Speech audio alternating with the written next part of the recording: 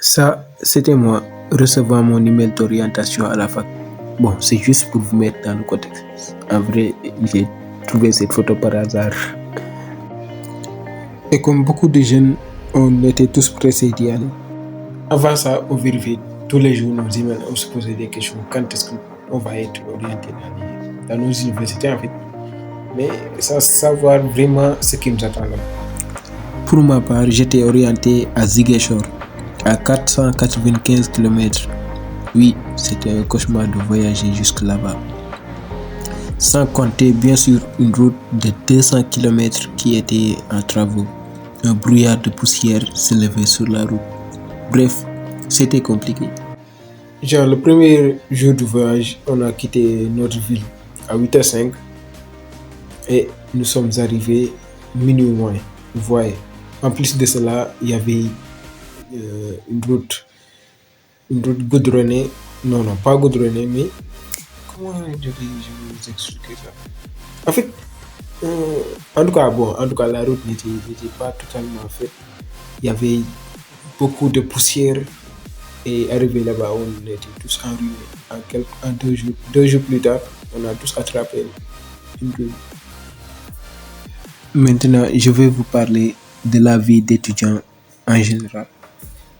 Et prenons ce qui est normal au niveau des études universitaires. Par exemple, quand tu suis quelque chose, quand tu étudies dans une filière, on peut dire, la logique c'est de trouver un travail dans ce domaine. Mais le problème ici, c'est qu'il y en a pas. On te propose des filières qui ne marchent pas dans ton pays. Par exemple, si tu suis lettres modernes, il y a des débouchés qui ne te servent à rien. Par exemple, tu prends 100, 200 personnes et pour leur dire que voilà, ce débouché-là, le plus grand, on peut dire le plus grand métier qui est là-dessus, c'est de devenir ambassadeur. Comment c'est possible en fait? Voilà. D'autre part, tu vois des étudiants en droit cartouché dès le début. C'est compliqué. Tu vois 1000 étudiants qui suivent, qui suivent la filière de, on appelle ça, sciences politiques. C'est droit, je crois. Oui, c'est droit. Voilà. C'est ce qui fait il y a beaucoup de choses à dire là-dessus aussi. Et en vrai de vrai, on croyait faire la mission impossible, surtout après avoir décroché le bac. Et à ce moment-là, l'avenir se dresse tel un plan accompli. Pour certains, c'était de devenir des médecins, d'autres des philosophes, d'autres des avocats.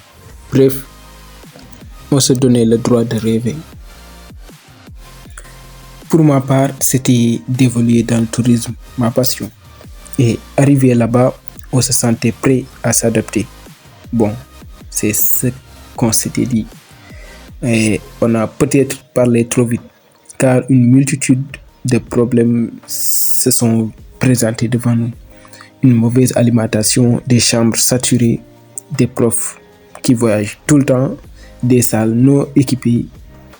Bref, la vie d'étudiant n'a aucun sens aux yeux des autorités situées dans les universités. Et c'est décourageant de voir des étudiants avoir leur master devenir des chômeurs.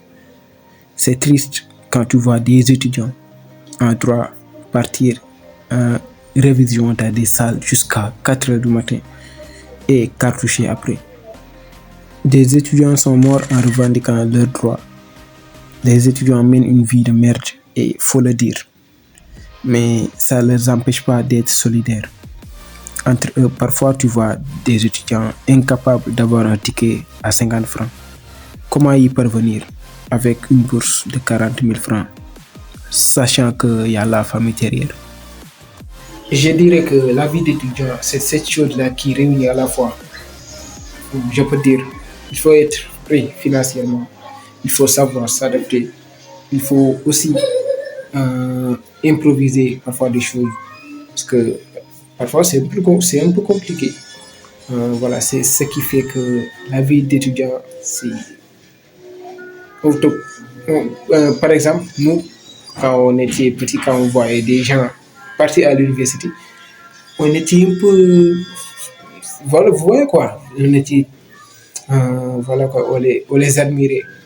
Et jusqu'à présent, nos tatas et tout ça, et quand elles nous voient, voilà quoi, elles croient que voilà, on vit une belle vie, on a de l'argent. T'as des bourses qui te servent à rien du tout. Voilà, c'est compliqué.